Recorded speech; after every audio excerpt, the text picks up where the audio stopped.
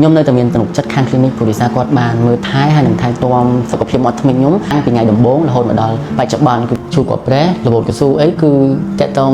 មកខាងលោកគ្រូគឺគាត់ដោះស្រាយជូនលឿនមែនតើតាំងពីថ្ងៃពុតធ្មេញដំបូងមកដល់ឥឡូវហ្នឹងគឺខ្ញុំពេញចិត្តvàកម្មខាង clinic ព្រោះដោយសារគាត់បានអនុវត្តដែលគាត់និយាយហ្នឹងគឺគាត់អនុវត្តផ្ទាល់ហើយចិត្តនឹងមានទំនុកចិត្តមកលើ clinic ព្រោះដោយសារខ្ញុំគិតថាខ្ញុំហើ clinic ត្រូវព្រោះដោយសារខាងគ្រូពេទ្យល្អមែនតើចូលឡើងខ្ញុំស្គាល់ clinic តាម Facebook page ហើយក៏ខ្ញុំបាន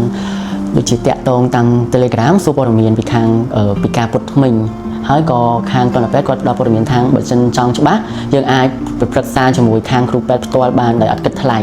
ហើយខ្ញុំបានមកដល់ clinic ដំបូងគឺចាប់អារម្មណ៍មែនតើព្រោះដោយសារខាង clinic គាត់ខាងលោកគ្រូអ្នកគ្រូគាត់រាក់ទាក់យើងហើយទៅទី1ការផ្ដល់ព័ត៌មានយ៉ាងជាក់លាក់ប្រឹក្សាមួយគាត់អត់គិតថ្លៃទេចាប់អារម្មណ៍ភ្លាមៗក្នុងការពុតធ្មេញហើយខ្ញុំទទួលបានការថត X-ray ដោយមិនគិតថ្លៃត្រូវប៉ះឬក៏ត្រូវដកគឺខាងគ្រូពេទ្យគាត់អត់មានគិតសេវាបន្ថែមទេជួគាត់ប្រេះរវល់កស៊ូអីគឺតាក់ទងមកខាងលោកគ្រូគឺគាត់ដោះស្រាយជូនលឿនមែនតើខ្ញុំនៅតែមានទំនុកចិត្តខាង clinic ព្រោះដោយសារគាត់បានមើលថែហើយនឹងថែទាំសុខភាពមាត់ធ្មេញខ្ញុំតាំងពីថ្ងៃដំបូងរហូតមកដល់បច្ចុប្បន្នគឺគាត់បាន check up ដោយក៏សម្អាតធ្មេញជាប្រចាំហើយខ្ញុំគិតថាខ្ញុំពិតជាមានទំនុកចិត្តទៅខាង clinic មែន